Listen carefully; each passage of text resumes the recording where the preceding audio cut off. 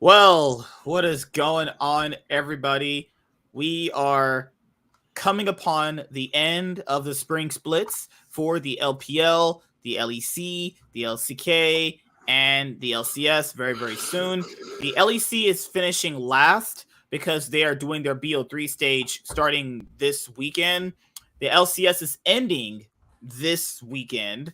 And then we're also going to have the LCK end very, very soon. So, yeah, you also have so much happening right now currently in the League of Legends scene, and we're going to end up talking about it today. Let's go.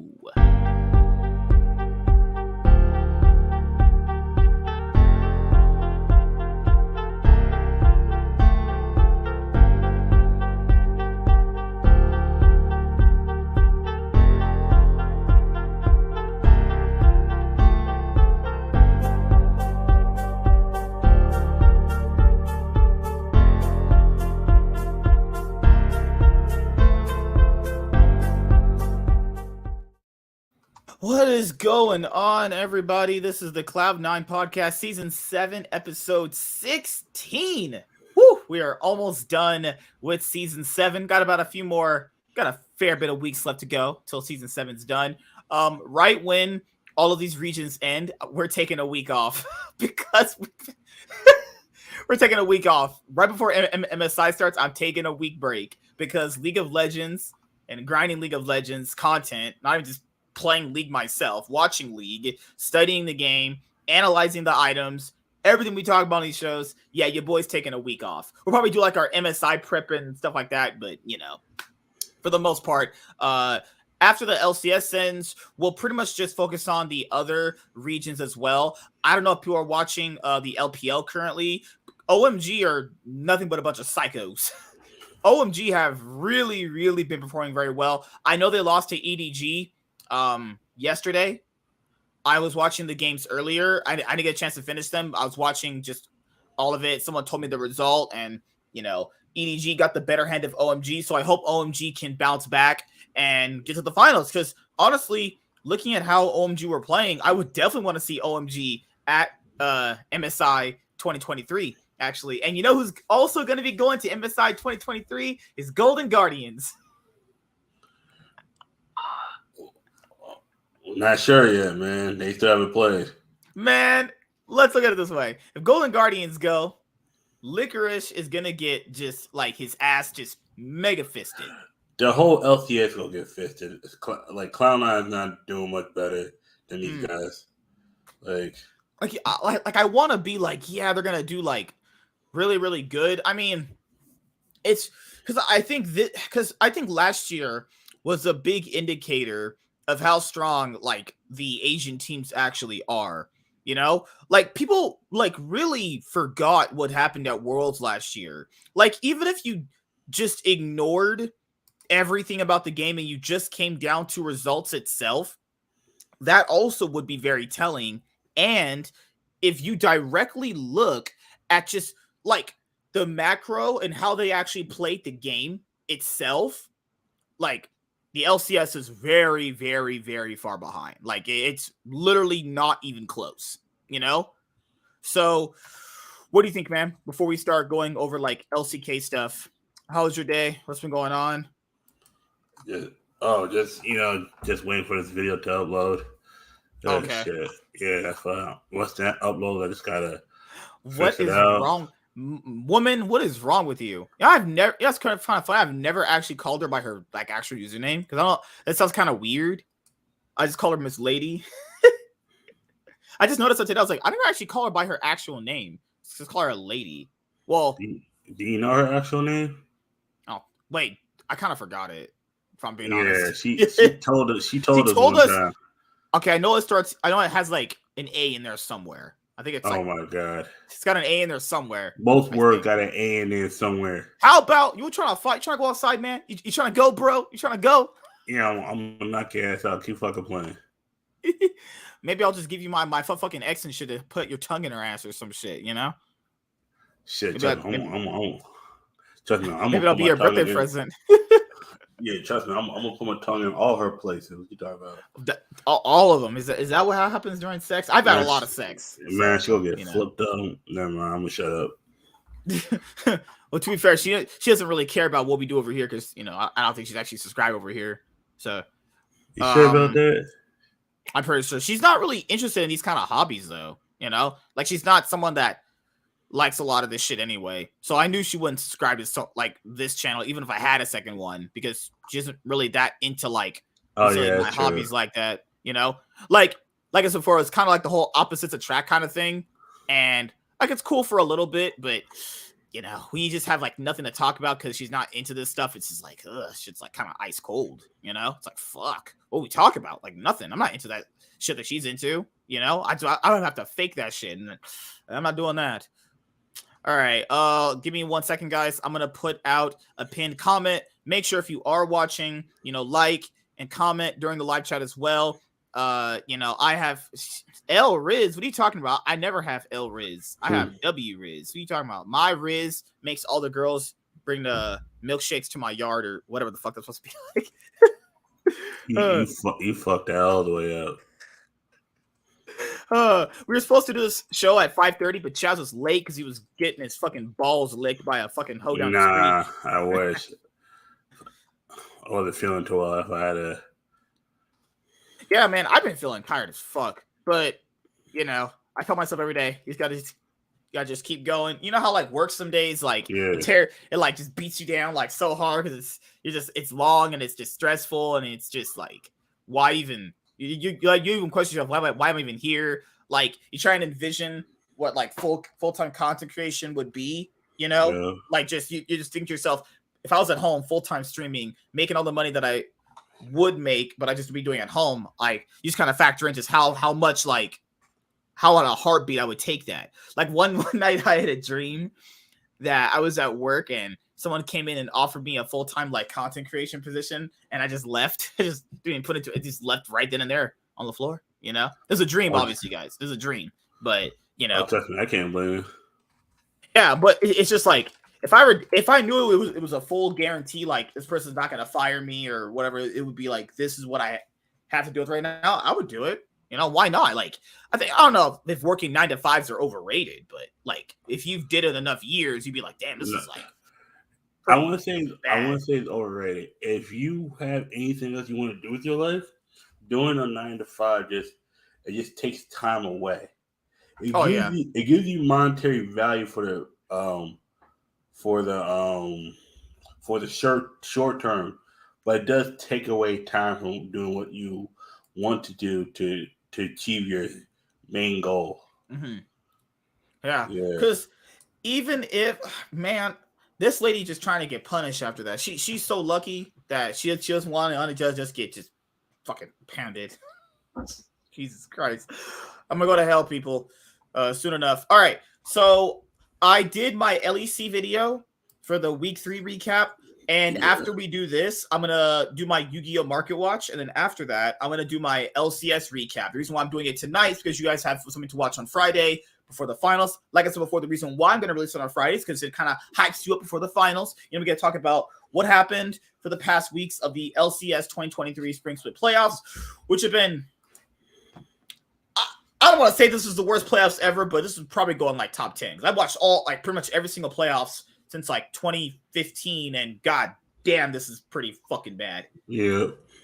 Like, has there been a game of the playoffs where, like, just this split, it's been just so back and forth? You know what I mean? Like, you were just like, damn, this series is intense. Like, I don't think we've had any intense series. Game 5, the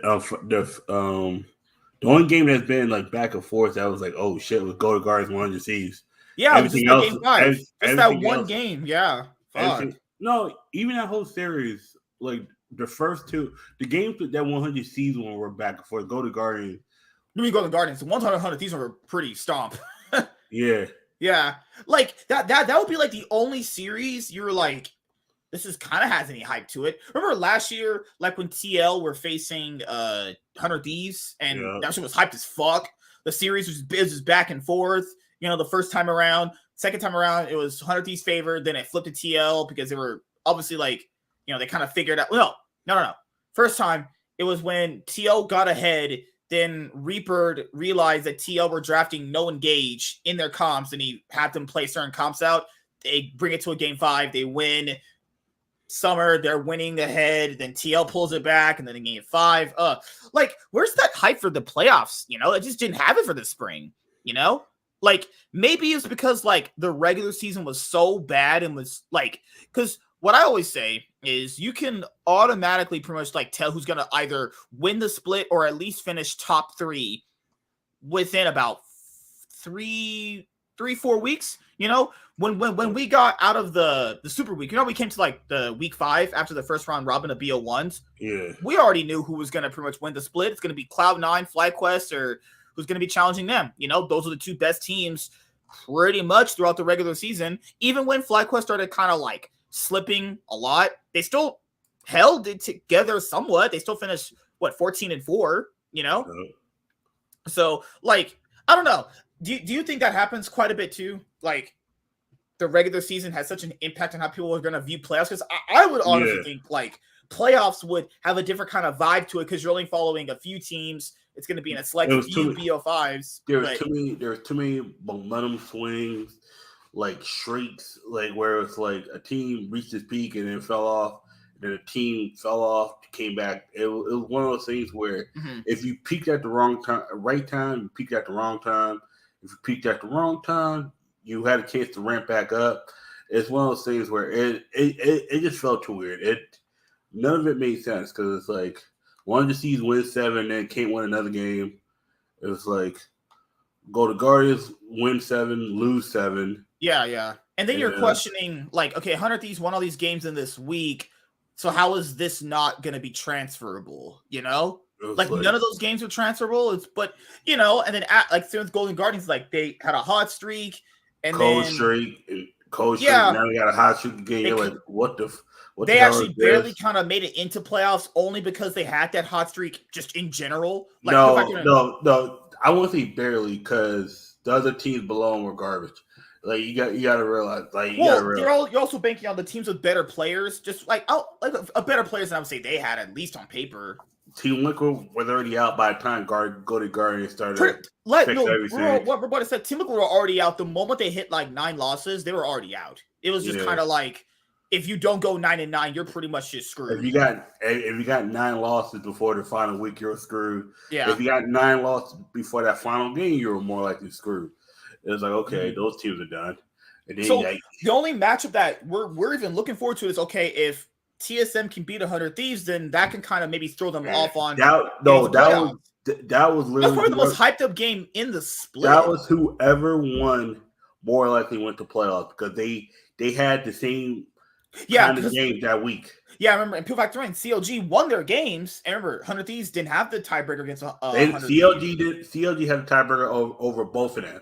That's the problem. Yeah, and then they also won their games too. So if 100 Thieves actually didn't beat TSM, it was very looking unlikely that they actually made playoffs. And that 100 Thieves TSM matchup, I would say that had a big amount of hype to it. Like, can Doublelift and Bjergsen's former org knock them out of going to the playoffs for the very first time? Remember, guys, Bjergsen and Doublelift have never missed playoffs ever. Can TSM not choke? Right. Yeah. I missed all their, It was a game. Remember, they're winning that game. People factor in. People think 100 Thieves stomped that game. It's like, no, TSM are winning the game. But barely. They were barely. The issue is that game. Remember, it's off the back of 100 Thieves doing that level 1 dive with Jinx and who's closer playing the game? Wukong. Yeah. They did the level 1 dive. They failed it, and you're like, all right, this is just GG. The reason I knew it was GG because it was TSM. Well, it's also an NA. Like if you do that to like any LCK team, they're just gonna run the game over. Imagine doing that shit. Imagine if they did that shit against T1, that the game's over. I would just FF. Cloud9 can do that against T1. FF. It's nah. Why don't you see do that? That game might get you. Factor in their Jinx died, lost all her summoner spells, their support lost all their summoner spells, and then the jungler lost all his summoner spells and almost died himself. Like, if that's not GG at level 1, I don't know what is. They lose all that bot pressure, all that just pressure on that side of the map in general. Because TSM don't know how to. The real problem with TSM in that game, if you go back and watch it, Wild Turtle's very far ahead. No protection for him. No peel. Chime is trying to become unemployed. Like just That's with what I'm his saying. bad recon Like engages. that whole, Or like Solo said, went 0-8 on right, Cassante. think about that, right? The whole thing looming about them might not have a job was looming, and these players already kind of had a sense of it. Remember, this is a game. Maple's been popped. Like I would say, Maple. I'm going to give that much credit. Killing it. Maple had a great split. Think Like was he not like a top 3 mid? They just replaced their AD carry, and they just replaced their Wild top Turtle came laner. in, looked pretty good. All things considered, Haunter came in looking a little better. Yeah, it's crazy how they brought in Haunter. He looked better, but they chose to swap him out for the most important game to get them even tiebreakers. I'm sitting there going like, it's just TSM things, guys. It's just TSM things. Solo goes 0-8 in a game. They bring in Haunter. Haunter wins in the game against Danatos. Okay, Dave, anybody can win against them. Then they sub out Haunter for Solo. And now Solo's no longer on the team. Bruh. It's just TSM things. I just have to understand it's just TSM things, and my brain is fried. They go and hire a Korean from Mexico because they already didn't do that last year. Remember that Mia guy? They did the same shit with that Mia guy. Remember Mia was on the team? Why do they hire people from? Okay, I don't got a problem people getting jobs. Hiring a Korean from Mexico is like hiring a couch for Wish. There's people there's a reason why he played in Mexico. If certain Koreans can't make it in the LCK, they'll go to like minor regions, become like the faker of that minor region until they get picked up by like an LCS or an LEC team, right? People factor in, they brought in Mia and Boogie both from that region, and they benched Mia in 3 weeks. Remember what happened? They benched Mia in like 3-4 weeks, brought in Chime, Boogie. I think Boogie had some good, decent games overall. I think the problem here is you can't communicate with the top laner. You can't communicate with most of your team. You can only communicate with Maple for the most part. I think Maple actually had a good split. Overall, I think Maple played very well. Like, I think he had a few off games here and there, but I thought he played better than most of the mid laners here. I think Gory, like he played well. I think Gory and him were the best mid laners, I would say. Outside, like a Menace came in later on, but I would still have Maple and Gory over a Menace. But I think, we have all these esport issues. And before we talk about the LCK, guys, the Nightwing podcast coming up on Tuesday coming up, because I was going to do the big giant esports discussion last Tuesday, but I was missing a few very, very key pieces of information that I needed to bring up. I'm glad I watched that Blame Game video with Mark C to get myself refreshed on certain key elements, right? So remember we were talking about TSM last week? We're talking about why they left Counter-Strike. I remember it. I'm glad they brought up in Summoning Insight. Okay, so Reginald at one point during the split, let's say if TSM is in like week 4 not doing well, he would literally barge down the door like the Kool-Aid man in that Family Guy skit. He would just kind of take over. He would kind of cuck the coaches, undermine the coaching staff, and he would kind of just take over the shit. He would even get on stage and start drafting himself for the team. Reginald would just kind of barge down and just kind of be like, hey, I'm the captain now, and it's my way. So he fired one of the coaches that those CSGO players really, really liked. And then after that, those CSGO players ended up going to Astralis, and basically that group of CSGO players ended up becoming like T1 for Counter-Strike, right? Oh, shit. He had those players. Those are his players. He came in, did his usual LCS TSM Reginald shit that people already memed on and didn't like. Beerson and Double have said they had to actively, later on in TSM when they were together, they had to actively do things to make sure he did not interfere with them. He could have had in Counter-Strike what he wanted in League of Legends.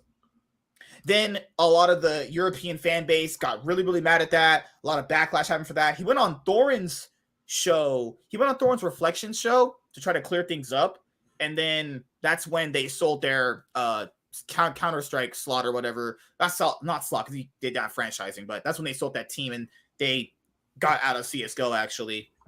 But the whole thing with Reginald is because, guys, we'll be talking about CLG later on in the show too. CLG are gone. That's crazy. But this is something I do want to say. Now, a lot of people just won't know this stuff because, they just weren't watching back then. So I can't expect people to know this stuff. CLG so CLG started massively declining in 2018 and in 2019 as well. They had that brief moment where they finished 3rd place on the split with it was like 2019 LCS summer split. So outside of the LCS 2019 summer split where they won the third place match and they finished third on the split overall. Remember they finished fourth on the split after that because they missed out on the chance to go to Worlds because they lost to Clutch Gaming at the time. CLG for like back-to-back splits were competing for like actually like ninth place. Okay, really consider this. CLG has not been really that good for a long time. They hadn't won a trophy in 7 years. Last time they won was in spring of 2016. Last time I've been to Worlds was Worlds 2016, actually. Like, this had long been... And that was Double Up for Afamu, or? No, that was with 6A and Afamu for the last World Championship. Yeah. That was when they had Darshan, X-Smithy, Huhi, 6A, and Afamu. That was their last time that org's ever been to Worlds. They've been to Worlds twice. I think it was twice overall. It was 2015 they went as well. And obviously, Double If and Afamu didn't get a group set year because, it's just Double If and this doesn't get a group set. That's just his thing. Except when you're at one random MSI 2019. So, like, for a period for CLG, people were actually wondering why they're even in the league. I want people to really remember this. People were actively saying in the community, Reddits, Instagram posts, like just podcasts for league, is that why is CLG even in the league? They're just not good. I mean, not only did they have so many issues in general, but they were finishing, guys, the highest they would finish for years would be like 9th. They were competing 9th and 10th. I shit you not. I can actually go and show you this stuff too. You just can't make this shit up.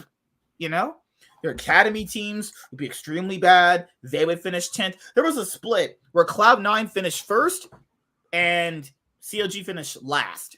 Then their academy teams, C9 finished first, CLG finished last. This is like, so later on when we get to talking about more about CLG, I said before, I think people have a little bit of rose-tinted glasses when it comes to CLG, even CLG now. Okay, let's look at CLG now before we go over LCK stuff, and then we'll go back to CLG later on. CLG have turned it around a little bit. I even gave them praise. Like, yeah, they actually did kind of turn it around these last 3 splits. They actually did. They finished top 4. They were really close to winning multiple BO5s. They went to 5 games against Cloud. Oh, sorry. They were really good against Cloud9 this split right now. Then they brought Cloud, only team to bring Cloud9 to 5 games last split, who ended up winning the split. They almost beat Team Liquid in 5 games, right? And problem here is, like, even with this roster, they still haven't even won a playoff series too. Like, I don't know, man. Like, I don't know what you think of CLG. You've only seen them for like a little bit of time. I've seen CLG for a very long time at this point. I mean, what do you think, man? I mean, shit. Okay, that's tough because they're not winning for a while. That's just more of how the competition got better around them. Like, also, it's probably through Madison Square Garden too. They're such a horrible owner in general. Being a fan of teams that come from Madison Square Garden. Look, people forget CLG is owned by Madison Square Garden after they had that big stadium when Double F won his first trophy. Madison Square Garden. I forgot the guy's owner name. Yeah, he bought CLG, but people forget. Because don't forget, he's also Knicks. He's the Knicks owner and Rangers owner. Yeah, and remember, what's the biggest narrative? What's the biggest narrative surrounding fucking any team owned by Madison Square Garden? Horrible management, not paying attention to the fucking people that work in the business. Like, it was a big thing when he purchased CLG then because he wanted an esport team because he factored in a lot of different things we're going to go over later. And I even thought back then, it's like, I don't know about this.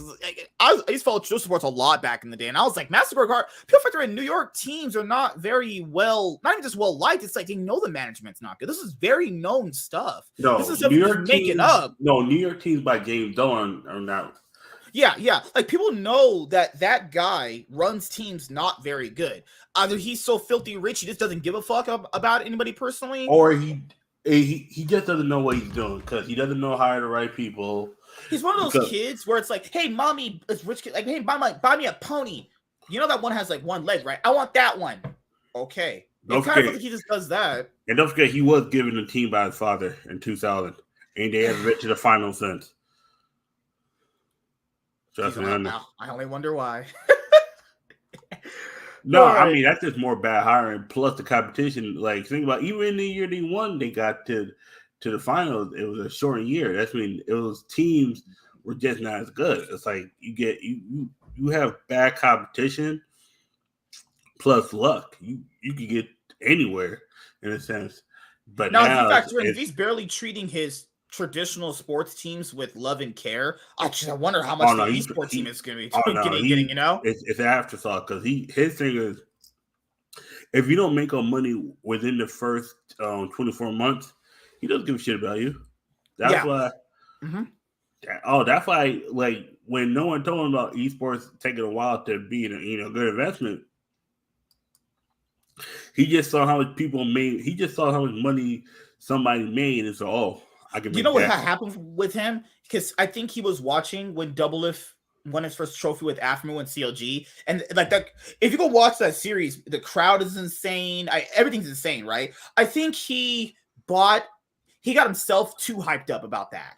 You know, he thought that was gonna be like, oh, this is just always kind of always has been esports. Why have I not invested sooner? It's like, no, people need to stop doing that. Just because there's one isolated event that has that level of hype, anticipation coming into it, that doesn't mean every single day is like that for esports in general, you know, because being around a big crowd like that with the stadium that filled, and the energy's vibing, like everyone's cheering and screaming, you barely hear anybody speak because crowd's going insane. That's gonna make someone hyped up, it's gonna make you feel good, but that's not every day, you know. Like it's just something that we're going to make sure we go over later. But I want to make sure we intro the show because we're going to talk about the LCK 2023 spring split playoffs really quickly. Is that most are going to ask what's going to happen in the regular season. All right, so the regular season basically went T1 just fucked everybody. This team is this org is just so good, you know. Now I think there was one BO3 they might have, could have, maybe should have, would have lost. But outside of that one, they dominated the whole league, honestly. Let me make sure I go over the standings. Here was the LCK 2023 spring split standings right here. Because this was a split that I did watch a lot. Now, I'm going to be honest, I didn't really watch too many games from, obviously, Fredit Preon and Nong Shit Red Force and I pretty much watched all the games that any team that's going against the top 4 teams. I watched them. I watched a lot of shit teams. Yeah, these teams I made sure I paid attention to. That's reluctantly with some of these guys too. Now, people are gonna be like, "Well, DRX is the world champion." Yeah, about that. There's a reason why it was called a Cinderella story. People, because once the clock struck midnight, all the players were gone.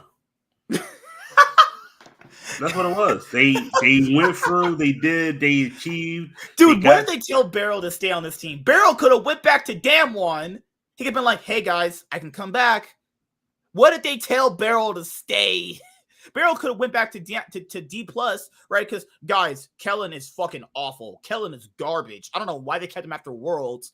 For whatever fucking reason they did, but they should have brought back Beryl. Now, I agreed when they got rid of Beryl then because he was playing pretty bad, but Beryl sharpened up his game, and I think maybe they should have entertained the idea of, I don't know, getting Beryl back for Damwon. Most likely, DRX didn't want to give up Beryl. Like, he must have gotten paid a fat amount of money to stay. No way. No way he got paid some minimum wage dog shit LCK salary to sit on DRX like that, because this team is bad, guys. I'm sorry. This team is pure. And also with the casters, and I like the casters. I like the LCK broadcast, but the casters were like, yeah, I think this team is gonna come on board in summer. No, they're not. Nope.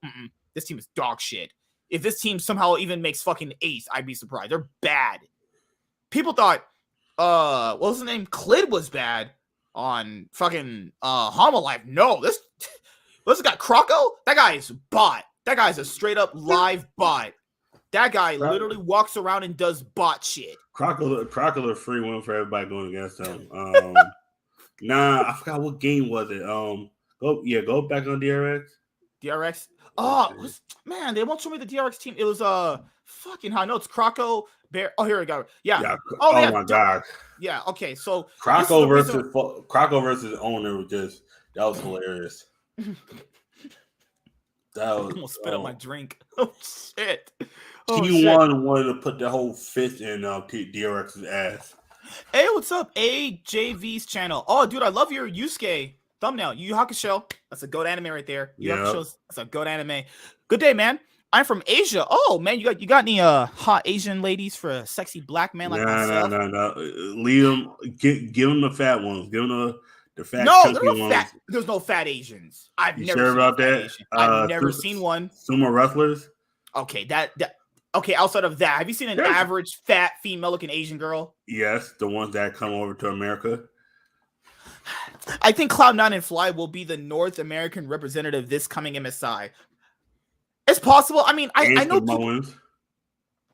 That count as Asian? Yeah, it does. Oh, yeah. Huh? Pacific. This is a hard thing. In some world, I do get why people want Fly to bounce back with Prince. Like, it'd be awesome to see Prince. It'd be better seeing Prince at MSI than Stixay. I do for sure agree with that. If you're going off like looks, you want Fly. If you go off competition, you want Golden Guardians. But both of them are getting stomped. Because right now, Golden Guardians, like you can't deny, they are playing better. They're playing better, but that's better for LCS. Because the problem here is, even if Prince goes against everyone else, like, guys, Ayla's really bad. Ayla against Carrier, he might as well not even get on the stage. Vikla versus Faker, or who's the guy from? Vikla could barely beat. Vikla could barely lane against Faker last year. Or Vikla versus Caps. Or the Caps. Yeah, Caps gonna murder. Caps would destroy him. And like Caps is good against mid laners that aren't. So there's Chovy and there's Showmaker. FlyQuest versus EDG. So like I would say Caps is good against mid laners like Vikla. Where like they're an okay Korean mid laner. Like Caps gonna eat them alive. Like Impact will be fine. Impact's always solid against international competition. I'm not worried about that. He's shown that for many splits, many years. Speaker, like that's my thing. Is what I would rather. So like, this is what I would probably say. I would want parts of the Golden Guardian roster and the FlyQuest roster to both go. Because on one hand, I'd rather see Prince against the Eastern ADCs.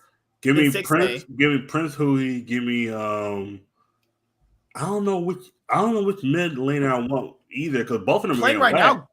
I think Gory would have a much better. Oh no, yeah, Gory. Yeah, I don't think they'd have a much better chance, but I think Gory would definitely hold his own better than Vikla. Vikla, you saw when he got tilted, he turbo sprinted that shit. He was just, I'm done. You got jungler. Would you go Speaker? Or River? No, I would go River. River. Yeah. Who else is top lane? Oh yeah, Impact. Impact. Yeah. No, yeah, yo. It just be the Korean team all over again. It's just all Koreans. It's just Korean no matter what. But now you just got all the Koreans on one team. Yeah, because that's the big problem there with Golden Guardians and FlyQuest is like there are certain players on both teams you want both to go. Guys, I really don't want to see Stixay playing up against Gumi UC. I really don't want to see that. He's gonna get worked. He's gonna get worked hard. I don't want Stixay versus Hansama. I don't want that. Because as we get further and talk about the LCK, what if Stixay goes and faces Pays? Oh God. What if Stixay faces, because you only got to face one of these two, because one of these guys is going to qualify this week. What if he faces Aiming? I'd rather him face, get off the stage. I'd rather him face Pays than Aiming, because Aiming's, no pun intended, they're aiming up right now. KT, like if Aiming plays Lucian and Nami together with Lehens against them, they're going to get murdered. Like we saw Golden Guardians play Lucian Nami. Have you anybody watch Aiming and Lehens play Lucian Nami? Like one of the best, the best Lucian Nami bot lane duo outside of T1s. Golden Guardians need an auto. Lucian Nami need to be the first two bans. If Golden Guardians makes it, if Golden Guardians and KT both make it an MSI, Golden Guardians need to just auto ban Lucian Nami. Don't even pick it for yourself. Just auto ban it. Because there are some teams that you cannot give it to. You can't give T1 Lucian Nami. That's just a GG. They don't even give. I'm not gonna lie. They don't even give a fuck. Like don't pick some troll picket and do very Rakan and Stu beat it. Like don't. But if you give T1 Lucian Nami, just go to game 2. It's like when in Yu-Gi-Oh where players have a hand, they'll go set 4 pass. You combo. anything, they said go to game 2. They just scoop it up, go to game 2. Don't do that. You can't give certain players if you like. It's like if you give Cassante to Fudge, like in LCS, just go to the next game. Don't do it to yourself. Don't. All right. Oh, let's give him Cassante again. All right, so we're going to cover just a little bit of the regular season, and then we're going to go to the playoffs, okay? So, for the most part of the regular season, T1 ran away with it. It wasn't close.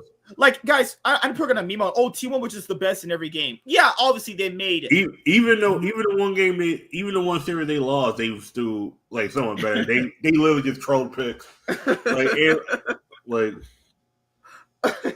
Oh my god! And don't forget that was early in the season too. That was early. That was like their 5th series.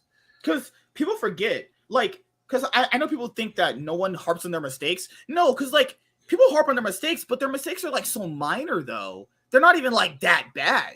Like a mistake that one of these bottom teams make is nowhere near as bad as theirs. Their bad mistake is they didn't get 5 more CS in a lane, or they didn't ward at minute 1 in this bush somewhere, and they probably backed at a wrong minute, or they didn't ace their team before they went in for their issues are so minor compared to, I would say, most of the other teams. Like DRX misplaying the dragon and letting the jungler come in and steal it and walk out for free. That's DRX's mistake. And then not realizing where the jungler came from. Oh, where did the jungler come from? It's like, oh, look at each other did you see the jungler? So, bro, for your opinion, who is the weakest role in Cloud9? Or if you can replace one role in C9, what role and why? I like Sven a lot, but for me, the support role is the weakest in current C9. Yeah, I even said that last year. Everyone knows that. I said that last year. I like Sven a lot. I've talked to him. I met him a few times. Issue here is him and Berserker just playing with each other. That's the thing, though, is you replace him with a player that is better but does not mesh with the team very well. That could cause for I would say a menace. I would say a menace in my opinion. Because that's the thing is Berserker and Zen playing with each other. So if they playing with each other, you can't get rid of that. I think Zen's good enough that as long as he supports Blabber and Berserker, he's good. I think to me it's gotta be a menace. I think if you could if they could go look into the crowds okay, what mid laner can we get right now from the LCS that would be better than a menace? Oh, not from LCS. You'd be buying it from another country because our mid laners are terrible. I'm saying if we couldn't get him over in time and we had to take him from the LCS, if Gory doesn't make it, we take Gory. I think that's what you have to do. You know what you do? If you could buy another mid laner, I would go somewhere. I would take the one from I'll go say DRX, but then that's how you finish 10th place. Yeah. You know what? That's kind of funny. If you did swap out Gory and a Menace on Cloud9, would that make that big of a difference? But the problem here, remember, is the Cloud9 roster. This is my issue with not the roster itself, but they're going to run into these issues come the end of this year. Because we know by the end of this year, you guys know when it comes to esports teams, the 2 years start knocking. Is Sven going to want to play ADC again? Is he going to want to play support? Are they going to entertain? Are they going to entertain, keeping Berserker? Which they should throw the bag at that guy. That guy deserves it. Yeah. Remember, Blabber likes playing with the Menace. Remember, a Menace likes playing with Blabber. It's the same thing with Berserker and Sven. Blabber likes playing with the Menace, and Menace likes playing with him. It's another problem. All the guys like playing with each other. Who's the most expendable player then, Fudge? But he likes playing with them too. Remember, Fudge and Blabber have won the last 2 titles together, right? For Cloud9, they've won 2021 spring.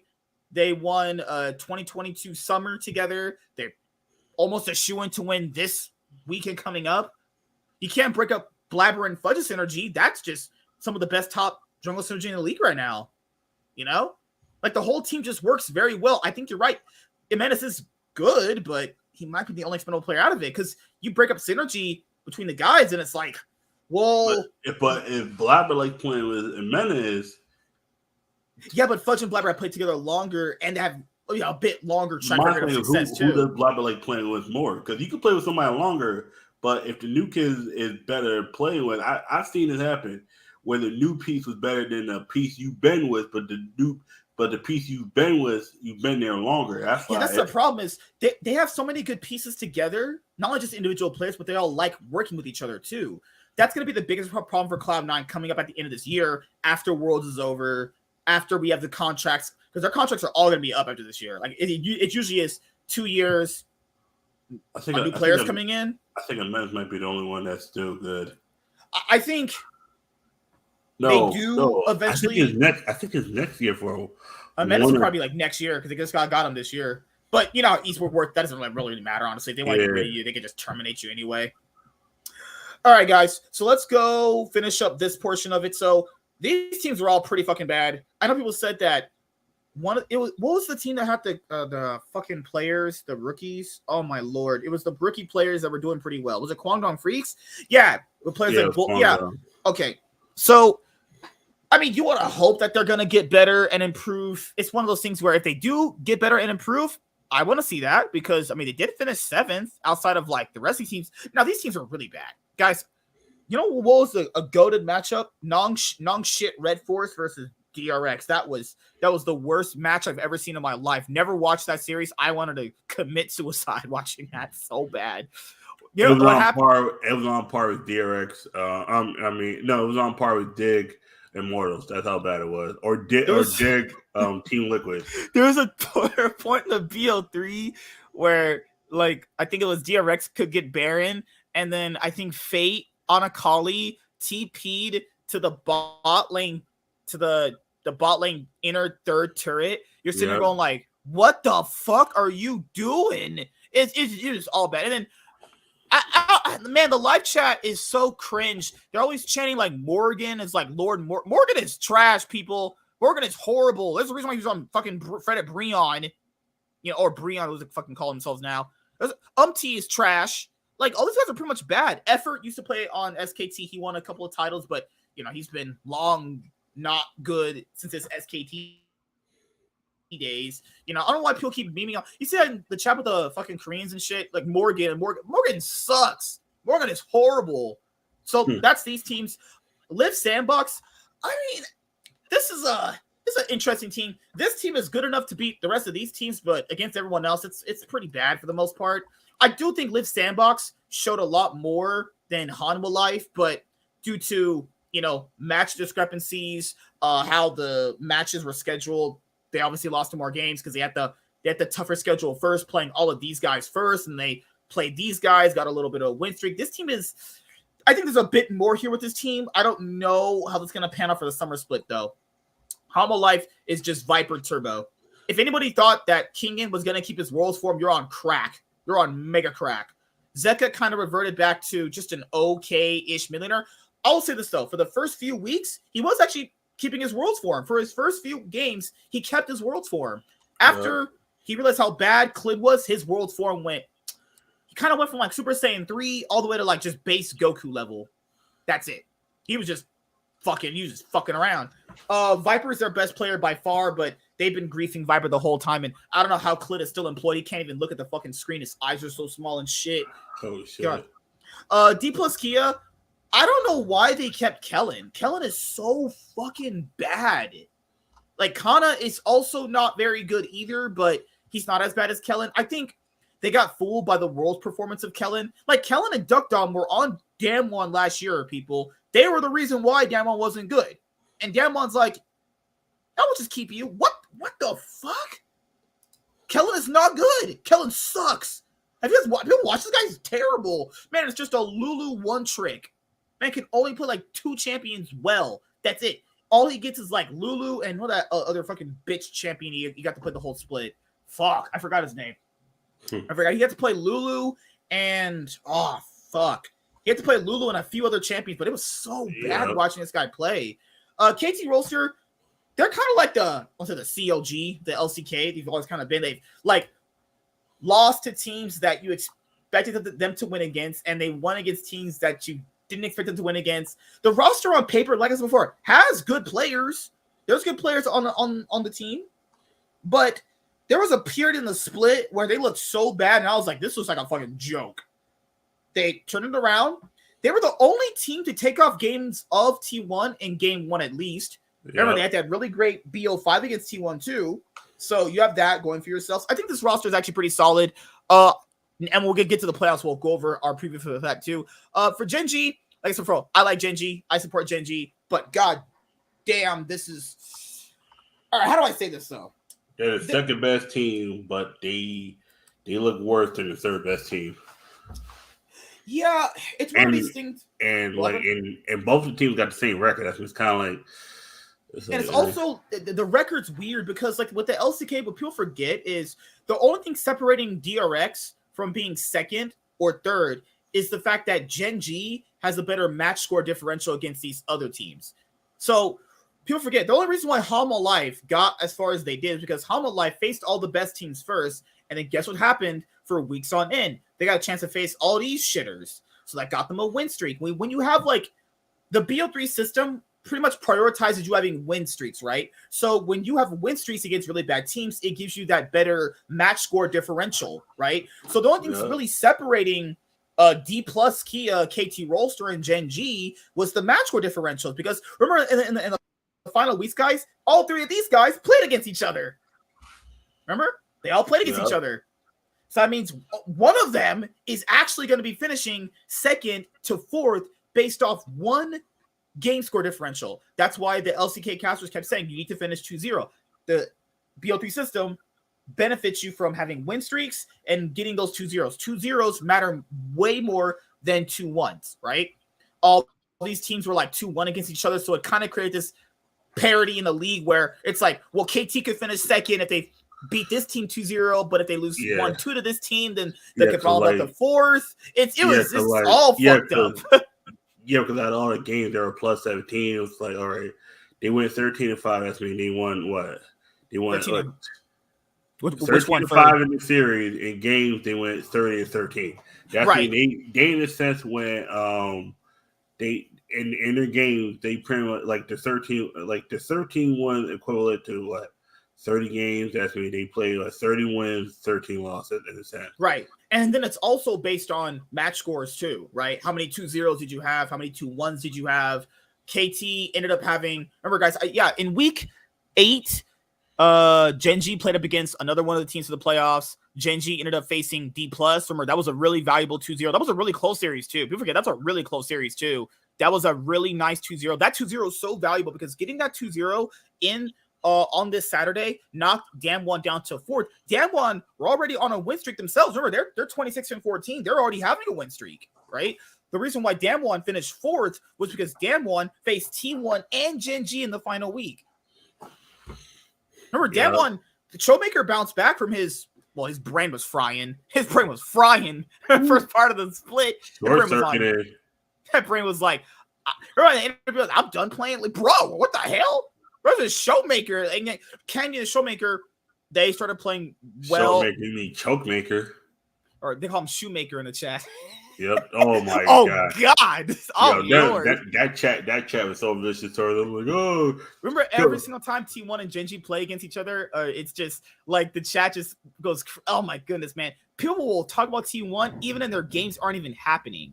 Oh, T1's going to win the split. No shit. T1 will win Worlds. T1's going to win Worlds. It's like just DRX versus fucking Kwangdong Freaks. Like no one gives a fuck. It was like, DRX was frauds last year. Them motherfuckers got one and it blew up the whole team. That's why they call it Cinderella.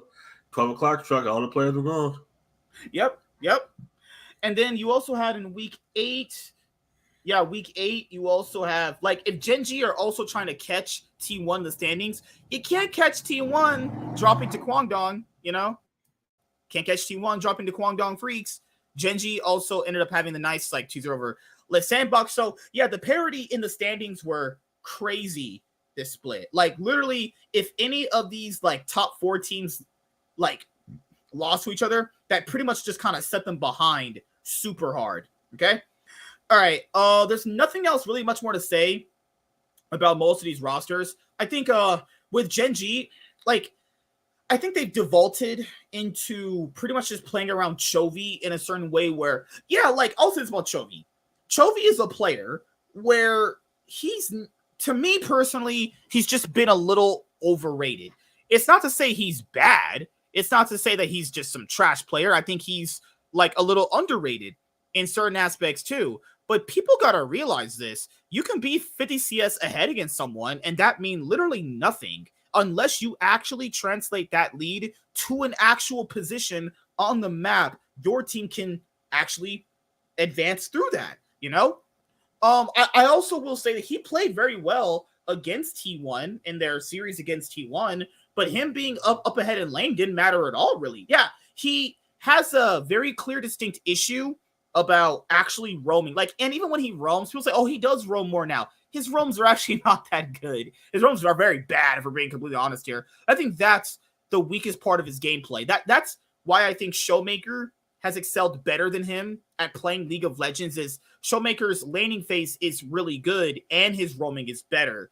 Chovy's laning phase is better than Showmaker's, but his roaming is worse, right? And I also think that Showmaker pairs up better with his jungler, better than how Chovy pairs up with his jungler. Like, Chovy and Peanut synergy is not that good, but I think Peanut makes up for it by diving the bot lane and giving the bot lane resources. Doran can have good games, but Doran is a player where, like, if he's not ahead, he's just essentially useless. Like, if Doran's not ahead, he's useless. Bad. Like, this man was playing Malphite like he was autistic or some shit on this side of the team. Like, he was playing Malphite pretty bad. Now, this is the thing that people do forget, right? This is something that happens in all sports league where, like, there's a team that's very clearly, like, first place, right? Then there's a team that's second place, and that's clearly better than the rest of the league too.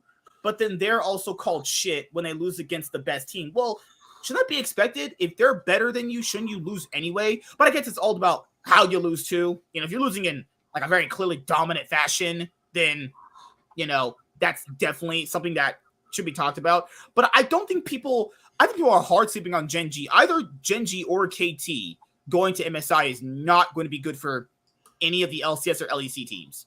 You know, who like, but didn't GenG lose against T1? Yeah, I want to see geez. I just only wonder how Chovy's gonna fist fuck fucking Doran or Vikla when he goes and faces him. Remember, guys, I'm facing Chovy. Remember, even KT Roaster, BD has played very well throughout the entire split.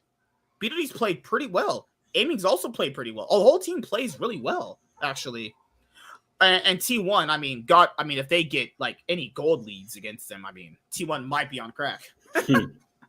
Like, that's the problem here, guys. This is what I said last year about the LCK. Doesn't really matter if these teams are worse than this one. It doesn't matter because these team ceilings and players are much better than anybody else, not barring that team. Okay, so let's just do because there's two teams going this year, right? Okay, so let's say T1's very clearly the best team. Okay, it's very, very clearly the best team. Probably gonna win, you know, coming up in a week or so. They're probably gonna win their 11th title. Fuck, Jesus Christ, right? Now, just because GenG loses to this team doesn't mean GenG's a bad team. They're just bad against T1. Now, GenG's ceiling and GenG's floor are going to be much higher than, I would say, any LEC representative, G2 or whoever's going to go. What Mad Lions might go if they make it decently far based off winter results for the LEC. Cloud9 or whoever the fuck goes. GenG's better than both those teams, right? Yep.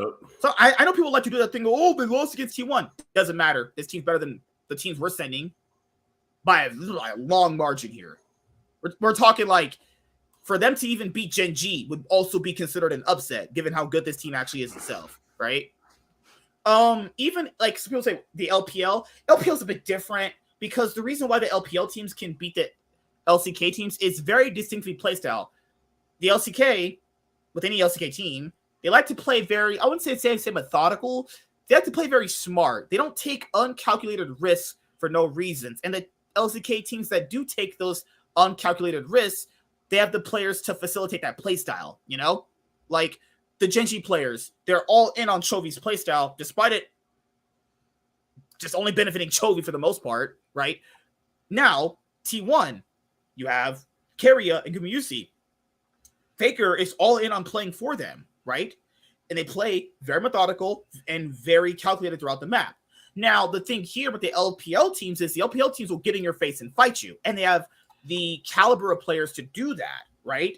So the LPL teams can match the LCK teams because not only are their players not only just good themselves, like really, really good, their playstyle directly counters theirs. Because they're going to get up in your face, they're going to fight you, they're going to challenge you at every single skirmish. You're not going to get deep vision on them for any good reason. They're going to challenge you at everything. Whereas if like GenG kind of faced like Mad Lions, Chovy's going to get his fist and just start fisting Niski. He's going to fist fuck him hard because is Niski really going to challenge Chovy? We've seen Niski fight Chovy before. It was pretty bad and he got destroyed. You know? I mean, there's not much difference there. Honestly, we've seen Chovy face up against Caps. Not very good. Imagine Chovy against Vikla. Like, doesn't matter. I mean, GenG are the reigning champions from last summer split, so they definitely want to, win and go as first seed. But that's the crazy part. If GenG win and go as first seed, the second seed is T1. Like, are you really getting that much of a difference there, honestly? Now, this is the big match coming up literally on, is it Saturday? It's coming up this week. The finals of the LCK are going to be this week. This is the big week for the LCK. GenG versus KT Rolster. We're previewing this matchup. This is going to be the match of the split right here. So this is the narratives going in. Let's set the narratives up. Either it's going to be a triple rematch if GenG make it to the finals, or it'll be a telecom war final. You're going to say, what do you mean by triple finals? GenG faced T1 both times last year in the finals. T1 beats GenG 3-1. Then in summer, GenG 3-0s T1. Worlds, GenG lose to DRX. Big upset by that team. Then after that, T1 ends up losing to DRX. Both teams did not end up obviously winning Worlds last year, but got very, very far. They both made top 4. So these orgs have been competing with each other neck and neck.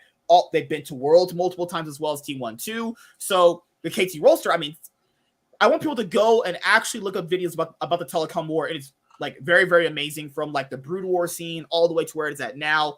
I mean, KT have shown they've been the only team to take T1 to 5 games. You know, even in the regular season, they were able to challenge them in the 1 games. The games 2 and 3 they got like fisted, but just in general, GenG and KT are the only teams we've seen throughout the split that can actually somewhat fight T1. There was a BO3 where people were very, very mad that Peanut and Chovy threw that BO3 because it was very shown they can beat them. So who wins? Who wins out of GenG versus KT? Obviously, everyone knows who I'm going for. I'm going for GenG. But if KT win, I'm also not sad either. It just depends on how GenG lose. If GenG lose, if Chovy's fucking jerking off in lane, I'm going to be pretty fucking mad. If GenG lose by Doran just running it in most fights, not knowing how to properly ult anybody, yeah, that's going to be kind of disappointing though, right? Because I think their roster is actually pretty good. Like, Paze and Delight have been one of the best bot lanes in the LCK too. I don't know, man. Who you got? GenG or KT? I'll probably go GenG. I just think they got more fun. I think KT are a good team. I think it's going to be a back and forth banger. I'll say GenG win 3-2. But if KT does win, I mean, you know how hyped the Telecom War final is going to be? Crazy. Be insane. There have been Telecom War finals before, but, you know, T1's won every Telecom War final, like, ever. Actually. You know, what's also insane is that KT Rolster have not won a series against T1 since 2021. They've not won a series against T1 at all for a while. So GenG and KT definitely are not the favorites going into the finals, but this is the match that decides who makes MSI. Obviously, I want GenG to make the finals. Obviously, a T1 GenG rematch, because GenG can defend their title, would make the most sense to me. And whoever makes the finals is getting 3-0 by T1. Let's not kid ourselves here. They're gonna fist them. You know? Now, if GenG does upset T1 and wins first place, obviously, I'm going to start doing backflips. I'm going to start, watching some Abella Danger Porn on stream. But then again, a unicorn might come out and start butt-fucking me. But I doubt any of that's going to happen, you know? What do you think, man? You wild, but yeah, it doesn't matter because whoever gets to the finals is just going to be second T1 anyway. Yeah. Who do you think has the best possible chance of taking a game off them? That's the problem here. KT. if KT can play that form they had against T1, that was like really good. Like if they have that, they can do it. Like they banned out very key champions that T1 played at certain moments in the game. That's like the only edge you have against them. You have to ban out like various, like 2 or 3 champions they play very, very well. Then you just leave like everything open, you know? That's the big issue here is T1 just don't really have any weaknesses. Like they have like weaknesses, but are these teams even good enough to exploit them? Maybe. I mean, they have the best chance of doing it, but we'll see how it ends up going, guys. GenG win against KT Roaster 3-2, and T1 beat GenG to me 3-1. I think GenG will take a game off them. Now, if KT make the finals, I'll say T1 beats KT 3-2. I think KT stylistically matches up better against T1 than GenG does, but I think GenG stylistically matches up against KT better for right now. But, you know, also, guys, remember, whoever wins Ghost MSI gets those icons, and I want the GenG icon. So that's just me personally. All right. That's it for the LCK coverage. Like I said before, the LCK playoffs have been amazing so far. They've been actually exciting to watch, unlike, you know, LCS playoffs, actually. Also, if you guys are watching the LPL, make sure you guys watch OMG. They're exciting to watch as well right now. And the LPL is nearing its playoff cycle, too. They're in their top 4 double elimination bracket right now. And we're going to end up talking about CLG. So CLG is going to end up selling their spot. Rumor has it is going to NRG, but what do you think, man? As we're going to focus on this right now and talk about CLG now. Yeah. What do you think about a legacy org like CLG selling their spot? You know, they made it from the beginning. It's sad, but it's a bad. At the end of the day, you got to remember the business, and if they don't have the means to stay afloat, you will hope that the name will stay. But if it's a new company, they're going to change the name to the company they are going to. You will wish someone would buy it and then keep the CLG name, but you can only hope for so much. It's interesting too. It's like it's kind of good that it's getting away from the hands of Madison Square Garden because James Dolan, honestly, like from being a Knicks fan, we know this motherfucker doesn't know what he's doing. I just don't know why people thought that Madison Square Garden buying CLG would have netted anything. I kind of figured. When did they buy him again anyway? 20. It would go through late 2015. The full acquisition will be 2016. Okay, I mean, right at the tail end of them being successful. That's Madison Square Garden always getting a team after their glory days. And guess what happened after that? They bought dog shit rosters. They went budget on most rosters anyway. Who's the owner of CLG before? It was Hotshot GG, but once he got bought out by Madison Square Garden, he was kept on as like a consultant. And consultant advisory role, whatever they call it in business practices. He would still get paid, essentially, but he would kind of just be like the face of the org. But that wasn't true though. He's long since removed himself from CLG like a long time ago. You know, like on his resume, probably on like the internet, when you look at it, it'll say like consultant advisor or CEO or whatever. Not CEO. He'd be like, well, there's a role for it in business. I just can't think of it right now for whatever CLG is, but that's been long since. That's been long time ago. He was pretty much out of that since he used to go and support CLG during the games, like even when we were going back and watching the games years ago. Like when CLG were playing, he would go and watch their games, right? He has been doing that in 2017. He started doing that a long time ago. Remember, guys, like Alphamu was their like longest tenured player from that kind of old roster. Eventually, at a point, he left, you know? Then it was Darshan. Yeah. He ended up leaving. Well, they kicked him because he was fucking awful. Xmithy had been left in 2017. Like, there's a lot of CLG's been just a whole hunk of shit with Madison Square Garden. Then they were going budget roster for a bit. They got it. Remember that Summer's what I told you about? They had it right there. They got a decent split. So they've literally had like one decent split out of so many years of just not doing well. In 2017, they started to show a decline, but it wasn't because of Madison Square Garden. That was just because that team had already ran its course for a long time too. that roster had been together for a bit of time. They made a few roster changes here and there. That roster had already just it was already done, essentially, right? 2018 is pretty much when I would say they, fell apart. And they had that one split that I mentioned, and then after that was all bad. Guys, people forget, they lost to Echo Fox. In the LCS 2018, was it 2018? It was the LCS 2018 spring split. It was CLG, or was it? No, it was 2019. 2019. Oh my lord. Yeah, because 2018 was bad for them too. They missed playoffs both times in 2018, so that was already not good. They had made playoffs every split for a while up until that point. So 2018 was already the beginning of the end. They missed playoffs both times. Even in 2017 spring, they'd already been having some issues. So let's start 2018. 2018, big issues already. Okay, playoffs missing both splits. Then after that, 2019, it was the LCS 2019 spring split. They lost out on making the playoffs again to Echo Fox. Echo Fox, guys, are how bad Echo Fox was. Dog shit. Echo Fox made playoffs over them. 2019, they began ruin. They make third on the split. They don't make Worlds because they lost to Clutch Gaming, actually. So they finished third on the split. They finished fourth overall. They finished like fourth to fifth overall. So that was still a failure, right? Then in 2020 through 2022 spring, they're basically competing for like 9th and 10th. At most 8th. Okay.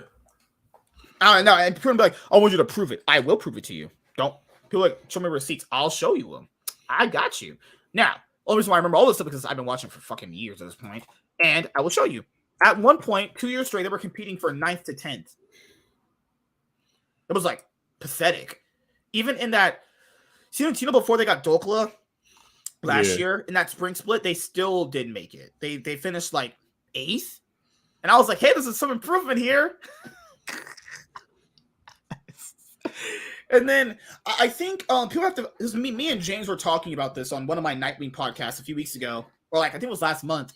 It was talking about investing. We're talking about esports and all that stuff. And I told him it doesn't really matter about profit overall for only one aspect. And it's going to still matter. But a lot of the esports teams are backed by venture capitalists. I know because he brought up the fact that, they'll just wait for profit because it'll just come. I was like, no. It's not how people are. They say that. They'll tell you that. But in about 2 years, they're going to come knocking saying, hey, you got any money to show me? No. Who's waiting like that long to get some return back? Yeah, and their idea that this might benefit them and profit them in the long term. That's the initial, like, okay, that's the big goal. But you need something in that immediate term to hold you over, right? They should be able to show these venture capitalists guy, hey, here's the earnings from the YouTube content and all this other stuff, right? Remember, sponsorships play a big factor in that as well. If you have nothing to show, why should a venture capitalist back your team, though? This is what venture, like, to get these people to keep funding your team, you have to show them something. Yep. It's not just like, they'll come back. Like a venture capitalist gives you enough money. Okay, in 5 years, we'll see them again. No. They're about to be like knocking your door in a year. Got any profit to show me? People watch Shark Tank. Those sharks go to those guys they get money to, and it's like a person collecting your rent money for a month. Got my money. I'd imagine the venture capital people don't do that every single month, but literally after about a good year's nice time to tally up. Have we been getting enough? Have we been generating revenue? What's our merch looking like in revenue? A lot of stuff, right?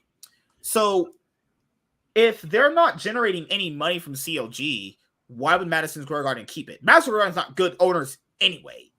But if they're not generating any money, Madison Square Garden is not putting in a huge budget for these rosters either. I mean, who's their highest paid player on CLG? Like contracts, probably? Yep. I mean, I don't know, honestly. What do you think, man? It's sad to see them go, but we're not surprised because of business. I think people have rose-tinted glasses for how up and down this org's been for so long. Their highest achievement was finishing second at MSI in 2016. They finished second place at MSI. They went to Worlds a couple times. They won a couple of splits. I think overall, if you look back on it, they've had a pretty successful LCS tenure. Yeah. I mean, you could say I've been to Worlds a couple times. They're one of the only few NA orgs ever to finish high at an international event, right? They've won trophies.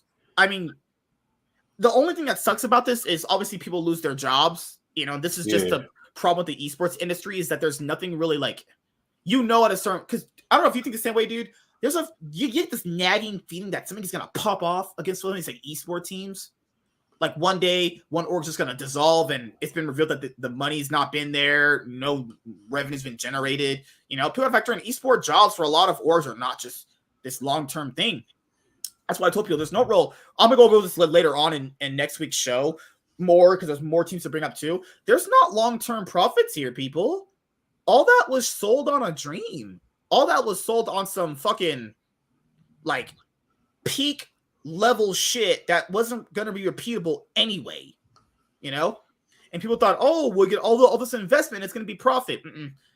People will tell you one thing one moment, and then obviously within a couple of how people tell you one thing in one specific instance changes based off a year. People are talking a year is a long time for someone to change their mind about how certain things go. And if they don't really see any like long-term growth, your venture capital is going to pull out. Like a lot of these esports teams have these sponsors, but what do they really do? Guys, these players don't be doing no content. And these esport players think that their fucking play deserves these high contracts. No, it doesn't. I'm telling you, remember what that GenG CEO guy said about how they play Chovy? Remember what he said on the show? How do they pay Chovy? Sponsorships. Yeah. That's how they pay Chovy. Remember, guys, some of these players get paid like millions of dollars. I don't know why. Because that's also another big problem in and of itself, too, is inflated salaries, right? Because I think James brought up, his argument was, it doesn't matter how much you pay them. Yes, it does. It very much matters how much you pay them. If you're paying them a big salary and you are not recouping anything to make up that salary, that's bad. That's very bad, actually. You're going to burn through all your venture capitalist fund with inflated salaries and you're not generating any revenue to kind of, balance that out. That's bad. That's really bad. I don't think any esport player is worth literally millions except for like Faker. Oh, no, of course. I mean, if we're talking like the Michael Jordan of League, Michael Jordan of League can get millions. Of course. But that's just like one dude, Yep. Yeah, because he got the Samsung. What was it? I mean, you have a Uzi back in the day. Uzi was making millions. Uzi was like one of the best. Uzi was kind of like the Faker of ADCs. Yeah, he if you're a faker of your role, I'd agree. You should be making millions because you're just insane. But outside of just that 0.0001%, an esport player, I think, shouldn't make anything more than like, because there's 200K here. Some of you guys are making. Guys, Santorin at one point made 6 figures in the LCS. He was getting an equivalent of 600K a year. Santorin. Is Santorin worth 600K? 6 figures? Is Santorin worth $600,000 a year? So tell me, no, he's not. I'm sorry if that offends people. You're not worth that much money. No, you're just not. Not just based off your gameplay, but it's based on the fact that if there's no money being made to make up that difference, that's just you just threw away that much money. You're not generating anything. So eventually, all the money that venture capitalists gave you is gonna just be gone because you've burned through all your money. Throwing it on players, all these orgs are like trying to compete with each other. It's like, I get the best player. I'll throw you the bigger salary too. Well, what's that saying? It's the saying of, did the chickens come home to roost? It's the saying, right? Yeah, that's it.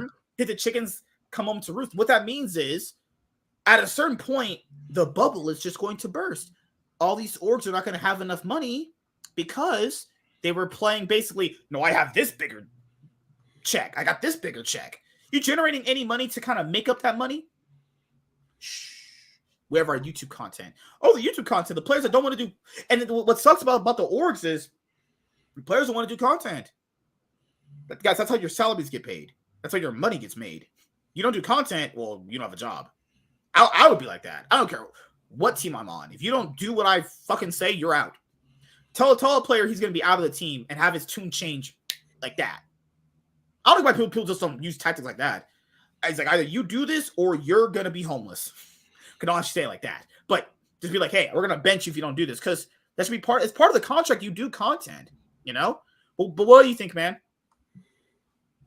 K for Polo, what's up, man? Oh Lord, God. Too soon. Remember when CLG dude, I just think about it. I'm like, the touring getting 600K is crazy. That like same with Wild Turtle at one point. Wild Turtle when he was, LCS got six. There was players getting paid six figures. We're talking like bad players too. Ryola at one point had a good contract. Even think about last year when Team Liquid spent what $5 million. Team Liquid is a little bit different. Okay, so Team Liquid also started this too. Team Liquid were overinflating the salaries with how much they were paying their players. So they would grab these star players and would pay them big money, right? So then every other org, not like Cloud9, TSM, and this them, thought that, well, if I want to compete with TL, I'm going to have to start spending big too. Well, if you're Dig, you can't be spending like that. One point, they tried to pay Huni $2 million. What? Did you not see that story? They tried to pay Huni $2 million. It wasn't a full guaranteed contract. I think he just got like $1 million. We're talking about Huni, of all people, getting paid almost $1 million. Remember TSM paying Sword Art $6 million? Not a full guaranteed unless you played it 2 years, but he played 1 year and he got $3 million. What? Yeah, they had this meme of toss $6 million. $3 million from 1 year play. This is a washed up support who peaked at Worlds that previous year. People know he peaked at that Worlds. He wasn't going to play like that ever again. It had been a long time since he actually played like peak Sword Art level. He got paid $3 million. Came over, got the bag, left. Not even left. They kicked him. What a dumb org. Dumb orgs and that shit. So they pay a player that much money and they don't win for a year and they just terminate the contract. Bruh. At least, if you're going to exercise it, at least. Get the full 2 years. You know, get the Hansama paid all that money. Team Liquid. Team Liquid paid a shitload of money to Rogue to get him. Get him for a year? Nah. See you later, dude. You don't want to kind of like make it. I don't even think. I think that was mutual. I was like, all right, cool. We'll let you go. Like, I think the Hansama one, he never wanted to be here anyway. Rogue just didn't want to sell Hansama to a competing EU team. Because look at the results now. He's competing with them against on G2, and it's just and he just fits the shit out of Corey. Just pounding the brakes. So I'm gonna go over more of this stuff. Obviously, next Tuesday coming up. But guys, it's been like, God, it's so much to explain when people. It's so much to explain because it's not just one thing. It's multiple things. It's venture capitalists. It's people who these orgs pairing to broke motherfuckers who don't have any money. They can't spend money on shit. They spend all day on Twitter pretending to be leftist, social activist idiots who ain't got fucking money to begin with. Then you also have people who who are selling dreams to these venture capitalists, knowing there's not that much returns in the scene. This was gonna happen in general. It's not just one thing; it's multiple things. You know, people are paying $10 million for a franchise slot in the LCS. What do you get out of franchising? The only thing you get out of it is just stability. You can't lose your spot for your investment. Your investment is secure. You don't lose your slot. That's great. Okay, what else do I get? That it? Yeah. Is that worth $10 million? That worth $10 million? Just security? That's it? That's it? Riot themselves, they don't change the fucking formats. Obviously, the LCS is the weakest region. Major region, obviously. It's just, I don't know. I just don't know. Just so much bad shit going on. It's not just one thing. It's a lot of different things, you know? People missed kind of like the whole grassroots thing of esports where it was the guys in the gaming houses before it got corporate.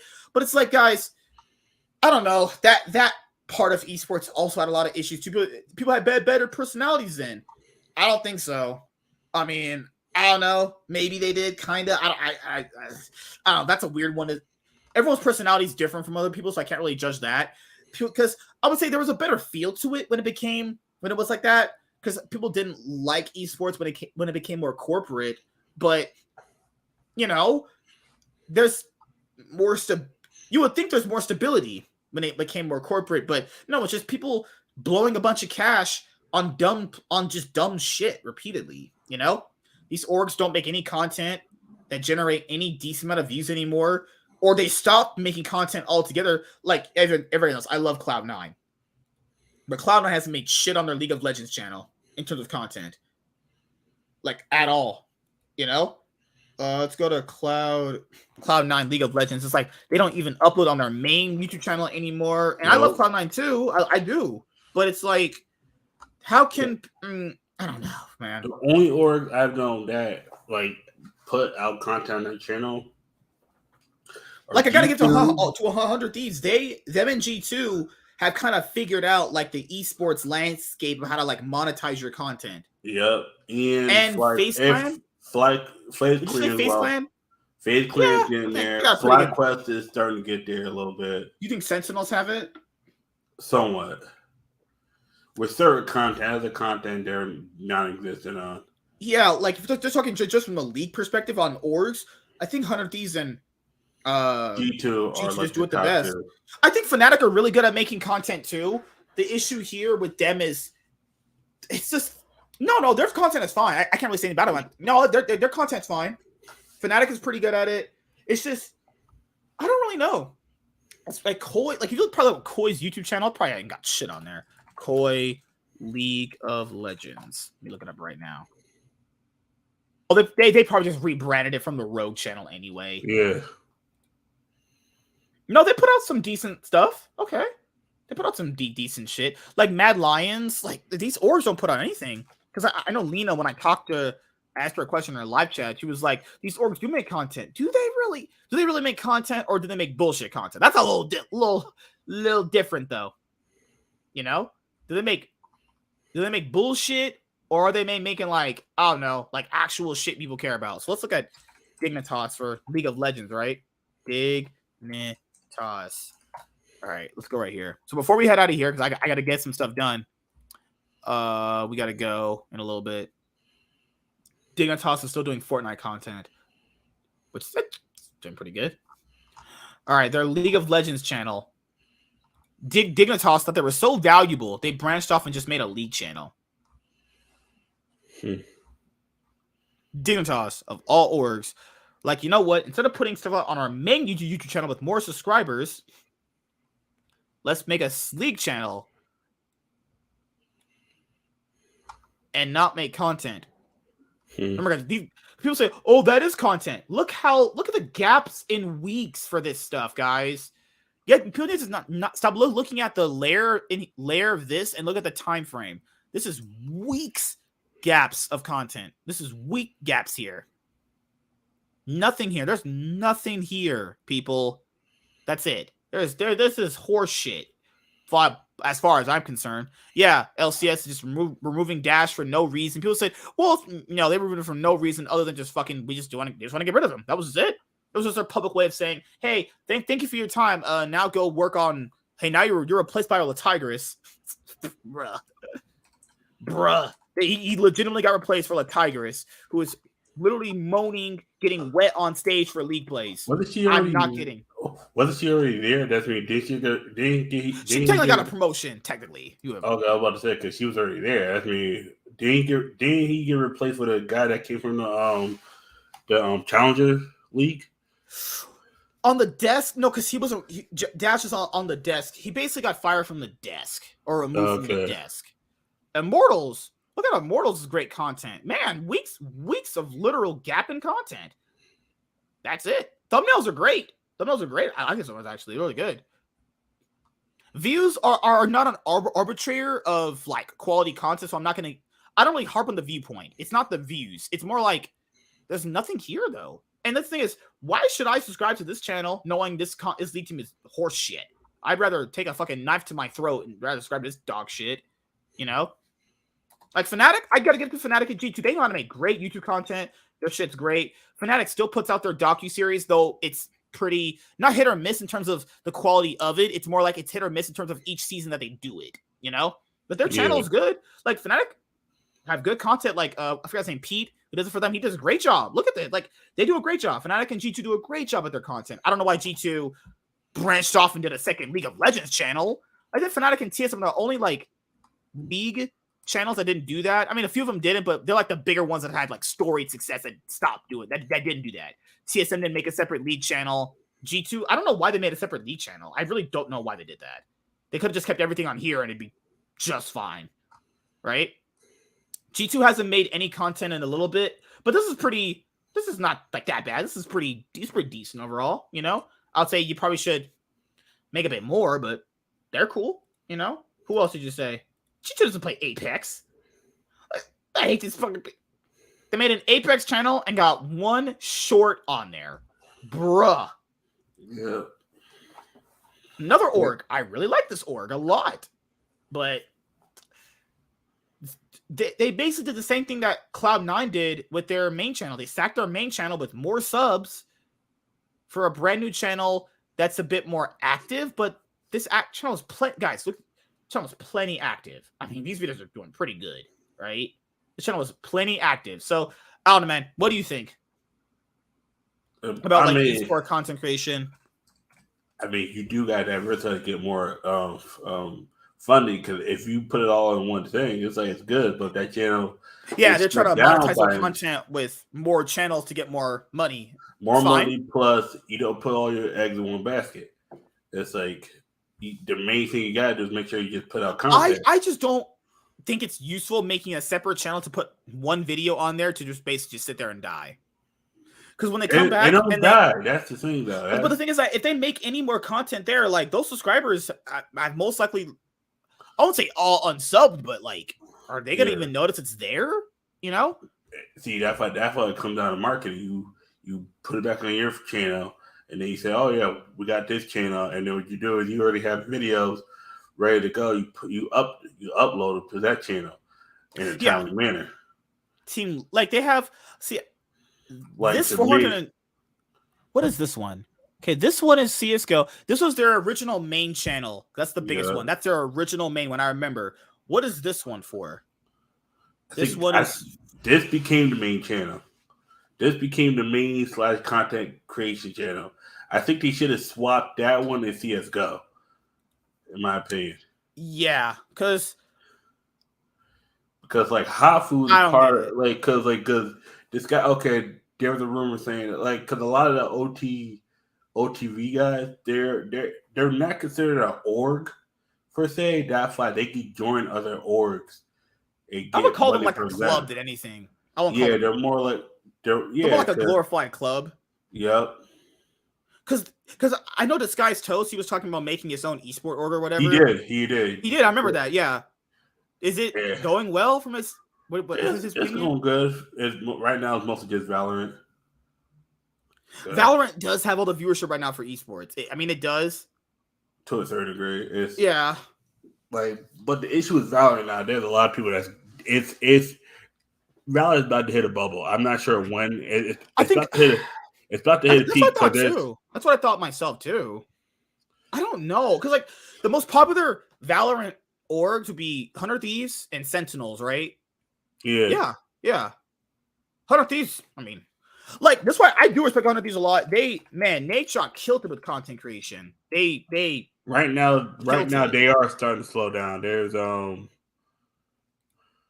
I do think they sacked their main channel. I don't think they should sack their main channel ever. That's 1 million subs. No, they won't sack their main channel. This is what happened. There's too many behind the scenes issues because don't forget they have 100. They fired a lot of their content people too. Not the content streamers, the actual people that film the content itself. No, but also content streamers as well. It's both. This is what's happening. Sath Vic Reddy. Oh, what's up, man? How are you doing here? If this is your first time chatting, nice to meet you, man. I think he's been here before. Has he? Yeah. Maybe you changed your name and I forgot you. But what's up, bro? How you doing, man? Yeah, no, he's been here before. This is the thing. They have LACs, one to see Valorant, the clips of the shorts. Those are the ones. Those are the small channels. Those could because you don't want to put clips and shorts on your same main channel, because then that starts fucking up what kind of revenue you can get. That's why you separate them. Right. Mm-hmm. You separate. This is okay. The biggest thing from what I've seen is the content creation. Oh, okay. Nice to meet you, man. Nice to meet you, dude. I don't know how long you've been a subscriber, but it's It's always great to have new people here, man. Maybe I'm getting your name confused with somebody else that used to be here. Oh, you're probably confusing him with what's his name? Ifor. Seems like Ifa. He comments a lot of times too when we're talking about like no. It was somebody else. It was somebody else that was it Southwick? I think his name is. Yeah, I think so. I think that might be it. Years, man. Yeah. So you have a podcast because wait, what happens to the Courage and Nate Shot show? Is that just here? No, yeah, that's it. All the podcasts are on the cast. One of these cast. That does good. And then they have their little clip channel. This right here makes sense. This is fine. And then they got the Valorant. The reason why they separate from that in the this was the League of Legends. This was their Valorant. This was their esports channel. I remember this one. Yeah, but then Valorant started getting more views than the League one. They were like, all right, let's go with the Valorant because that's the one. And then you have two different audiences that are just kind of conflicting. Yeah, that's why you separate them. And the League of Legends one, they're like, yeah, we're going to be putting out some more content on here. And it's just been voice comms. They were doing this kind of stuff for a little bit. There's a whole thing with Yasuo. Now Yasuo is kind of like, there's rumors that Yasuo might get fired soon. It's a mess over there because there's 100 Cs in both TSM, both overextended their hand. The issue is 100 C's money wasn't tied to a crypto currency, wasn't tied to cryptocurrency. And that's why they were in a better case. Because honestly, aren't they through venture capitaling too? Because they came in with franchising with the Cavaliers actually. Yes. Because there's this venture capital too. People forget it's not just Nate Shot putting his own money. They had backing from people like Drake, Cavaliers, and I think it was Ariana Grande is also somewhere in there too. Right? I think. I could be. Drake. Drake is for sure. I'm not sure Ariana Grande. I know Drake was.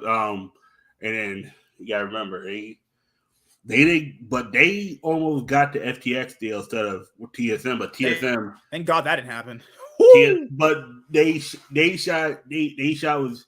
Has he even talked about the crypto thing? Has people approached him for like crypto investments? Yeah, he just doesn't trust it. He just said it's just too unpredictable, and they shot does not like unpredictability. It makes sense. I mean, I don't disagree with him. That's why he won't hire certain people, even if it makes sense. Or he won't sign people to 100 Cs. Like that's why anybody that's leaving after there's people that get fired before the 2-year contract. He will never re-sign them. If someone leaves out of their own militia after their contract, that's how esports contracts work. If you can get somebody out of their contract early, you can pay them less money out of their contract. Yeah. See, the one thing Nate Shot, he values most of the people there. That's why he wouldn't want to cut their contract early unless they wanted to do it. He's not gonna just let you go. His thing is once your contract's up, if you want to resign, you can. If you're not, he'll resign you on a lower salary than what you. That's easy. Because he looked at how much value you put into his thing. Oh, remember that one guy? They had the controversy with that one guy. Yeah, I forgot his name. I know what you're talking about. I can't remember his fucking name. I know what you're talking about. He was calling out Nate Shot for like not paying him enough money, or his contract was worse than like the girls or some shit. And he was calling him sexist, but it's like, he really didn't do anything though. Like he did like a few. He was streaming, but it wasn't ever like popping off the way the girls did, you know. And he said apparently like Nate Shot paid him like less money or some bullshit like that. But you paid what you're worth, you know. This ain't like from like charity case, you know. If the girls' content are popping off, you obviously pay them better. That's not sexist. That's just business, you know. They're bringing in all the views. He has a lot of hot women that work for him too. God damn, Brooke is so fucking cute. Oh my goodness. I put my whole face in her fucking booty hole. He's stupid. Yikes. Whew. What else is here? Like Cloud9 has Cloud9 League of Legends, but they don't really do anything else. I mean, they're big in Halo right now too. They're like big in Halo, but they're big in Call of Duty, and that whole thing kind of went down. They severed their CSG. They severed their CS:GO ties a long time ago. Unless it's still in CS:GO. Last time I checked, they were out. No, they were out of CS:GO, but they were in the other Call of Duty. Oh, it was Frost. Yeah, it was Frosty. Thank you. Yeah. Yeah, I couldn't think of the name. I remember that dude. I remember oh man, that was a big one. That was a disaster from the beginning, and me being a fan of 100C from the Call of Duty, I was like, nah, he's not gonna work out. He's one of those guys that's he's high reward, but he's also high risk.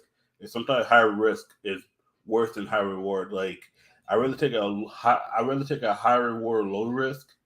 Because if the guy's low risk, where he's not the best person, but if he succeeds enough, he'll get you a lot of monetary value. But someone like him,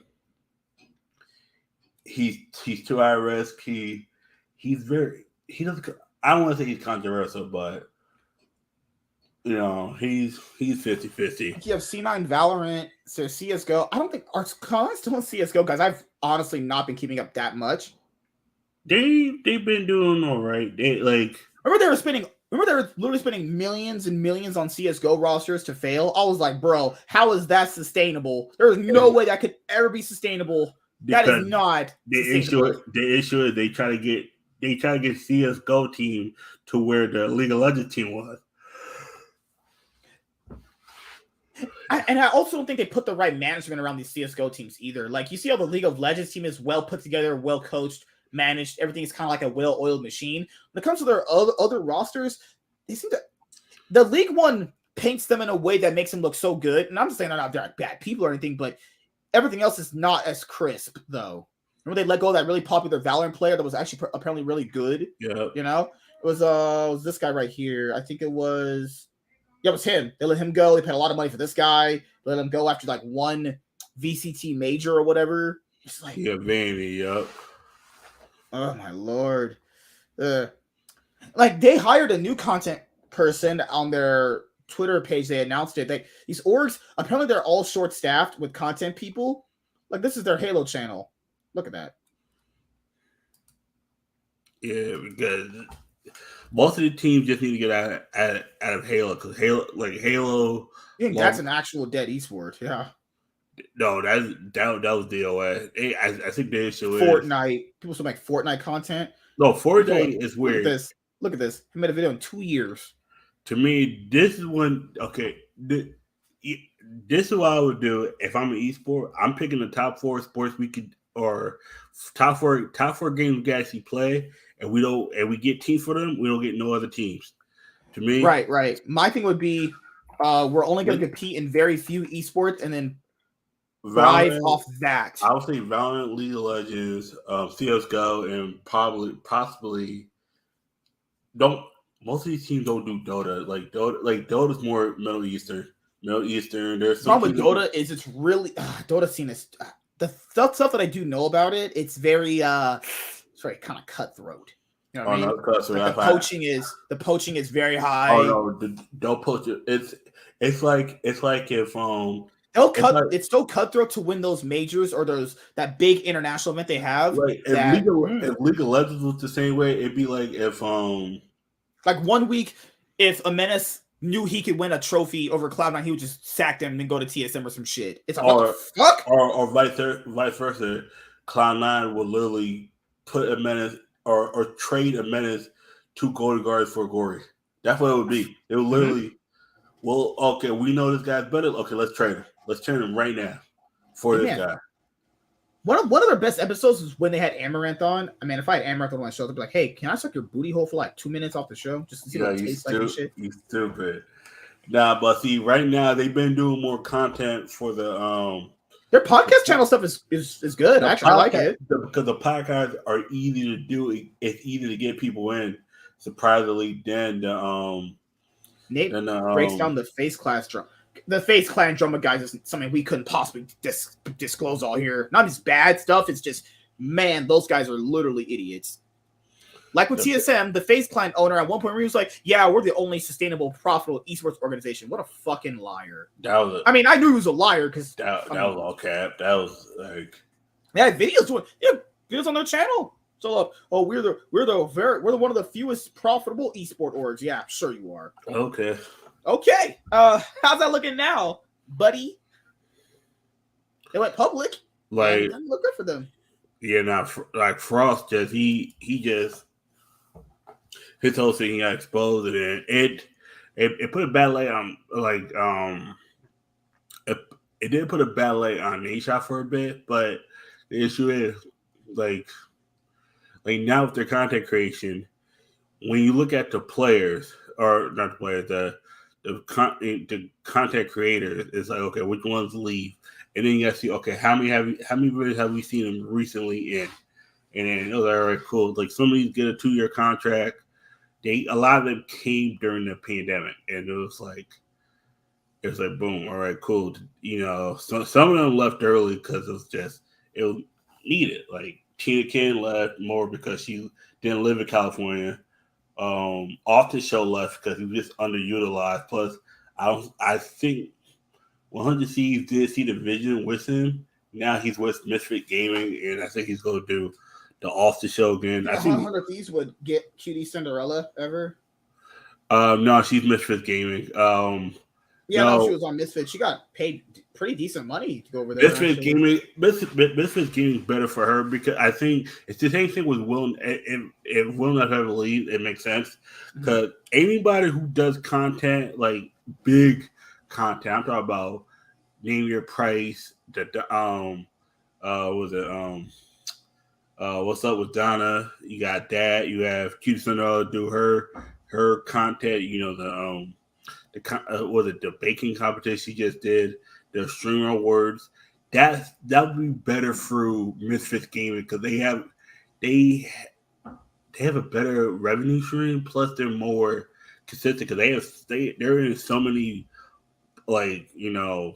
revenue streams. Like I mean, wanted to see this too, but right now I think they overloaded themselves. They did renovate that new thing. Plus, also don't forget. One to see does have 2 hype. If they lose 2 hype, they're kind of like that's that thing too. It's like does 100 C's sell 2 hype? Because right now 2 hype hasn't done anything.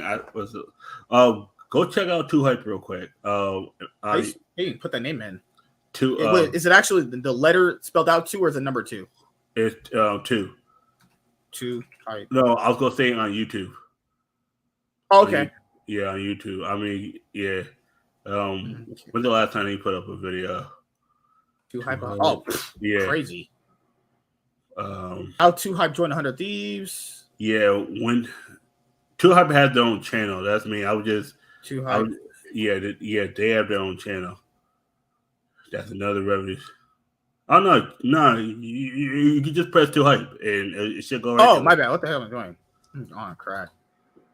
2 hype 2.4. Okay. All right. Okay. 2 months ago. Okay, yeah, that was. Has he gone live? No, they don't. He also gone live 2 years ago. Yeah, no, they don't go live. They went live once. And okay. This is not alarming, but it's alarming. Okay. Jesser. Oh no, sorry, Jesser right here. This is that's Jadel. That's Jesser. Yeah. It's mostly these guys. Sometimes you got Cash Nasty. Sometimes you got Zach, Chris on London. I forget who this guy is. Jadel. Jesser is the one that's blown up on TikTok. Mm-hmm. The biggest thing, with 2 hype is all right. They're going for a whole contract dispute. Plus, they don't know if they're going to be with 100 C's because they were like a group of guys that were doing content, and then 100 C's get them a bag. Tell them let's partner up and all that. Now, like I said, 100 C's they're in a situation where like I said, like is they have to figure out what they want to do next because LCS put out an update right here. They said, we are excited to welcome NRG back to the LCS, and we look forward to seeing the organization bring their dedication and passion to the LCS community. The LCS also salutes the incredible legacy of CLG, one of the founding members of NALCS back in 2013. Counterlogic Gaming is an inextricable part of our history over the last decade, and an organization whose impact on North American esports cannot be overstated. The league is eager to collaborate with all of our partners to continue to create the best competitive viewing experience for the LCS fans. Oh, and also, what sucks about CLG is that they lost their last 2 BO5s ever. Well, sometimes when it rains, it fucking pours. I hate you. I mean, it's. Will NRG have their own roster? I'm not reading. Oh my! No shit. They're playing with invisible people. No. Okay, no. That question makes no. Are they picking up CLG roster or are they selling them and they're buying 5 new people? That's the thing, or 10 new people. That's actually not. That is hit or miss. That's never actually the case. Since they're buying the spot, they don't actually have to exercise the contracts existing. They can. That's what I'm saying. You don't have to. That's what I'm saying. Do they exercise it or do they? Because to me, I'm blowing up the team. Same thing happened with Misfits last year. Team Heretics people thought they're gonna have the whole roster. No. Whenever that's having to happen, you can do that. But I would say if they have the money, the problem here is people even said about the CLG roster. It's like, what do you do with the CLG roster though? Who do you change out? Well, I would personally change out their jungler. I'll probably change out the top side. Not the hugest fan of what Doklo's been bringing for them anyway. I'm changing out the whole team. You've been together for pretty much a year. Oh, 6 months. 6 months. 2 splits.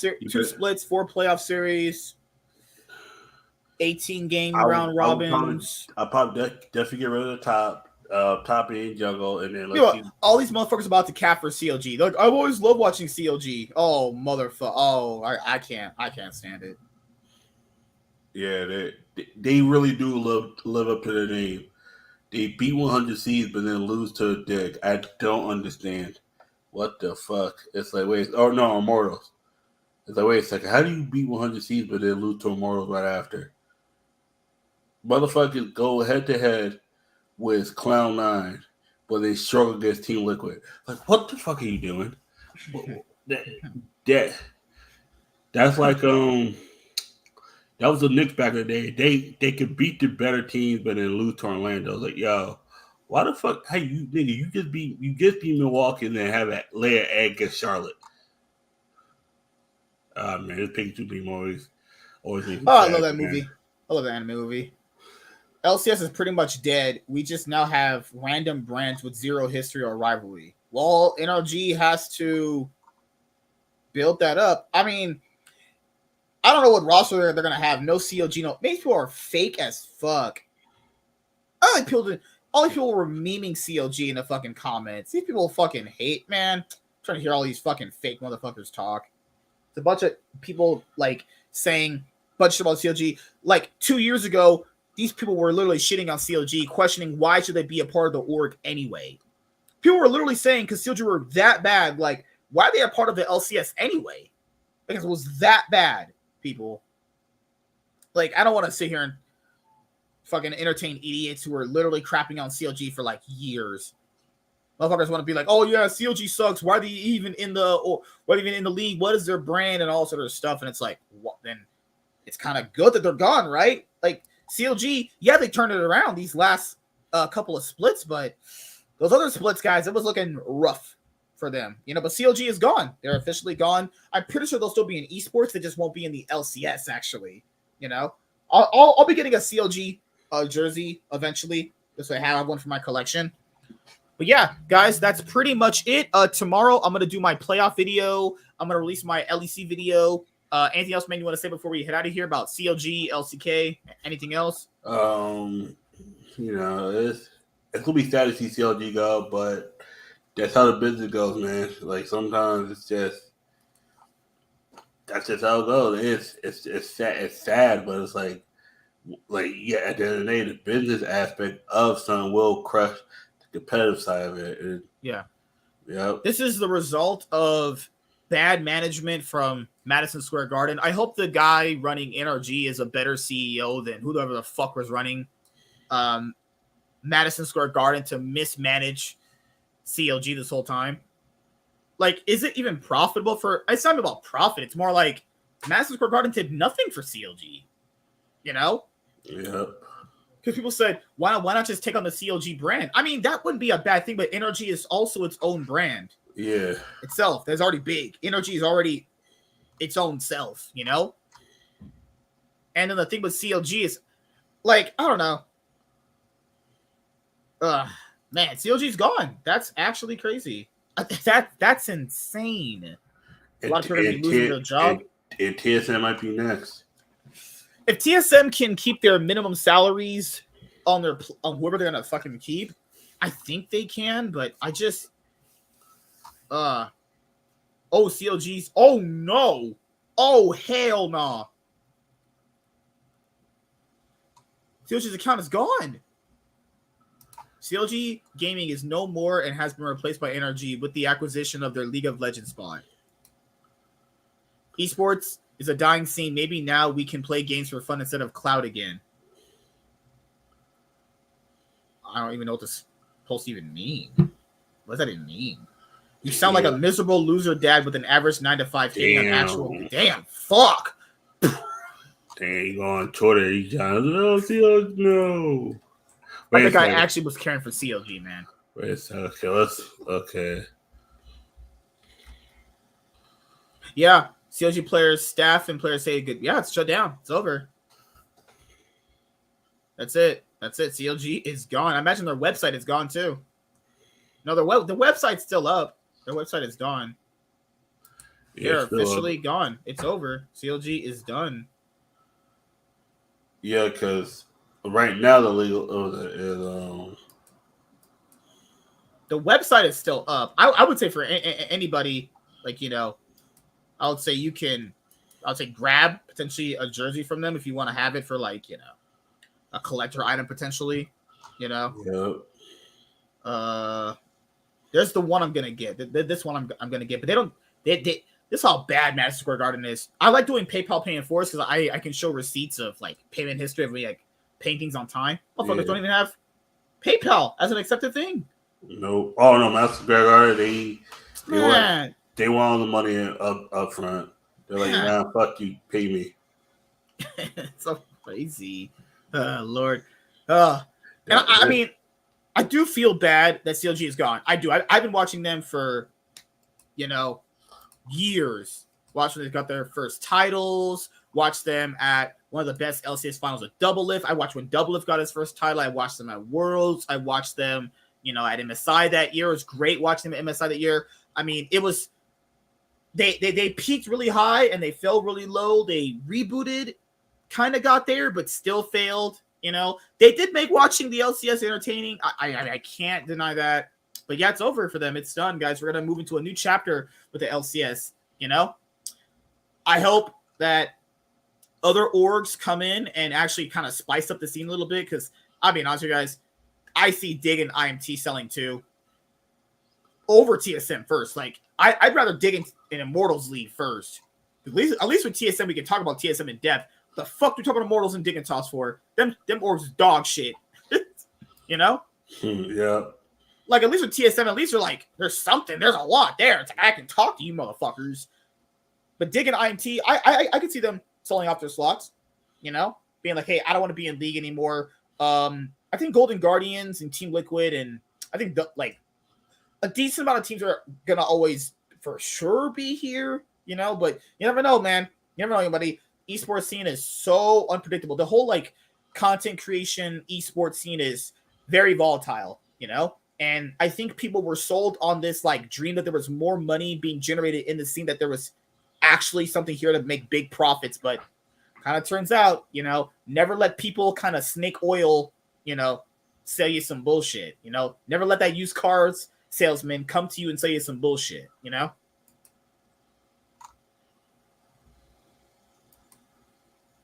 All right, guys, that's it. I will see you guys Sunday, right? We'll see you guys Sunday. Yep. I'll be dropping more content throughout this weekend. We'll see you guys on Sunday when Cloud9 win the LCS 2023 Spring Split. That 6th title. Woohoo! They get whacked on the side. I'm gonna get a picture of Fudge and just start making out with that motherfucker.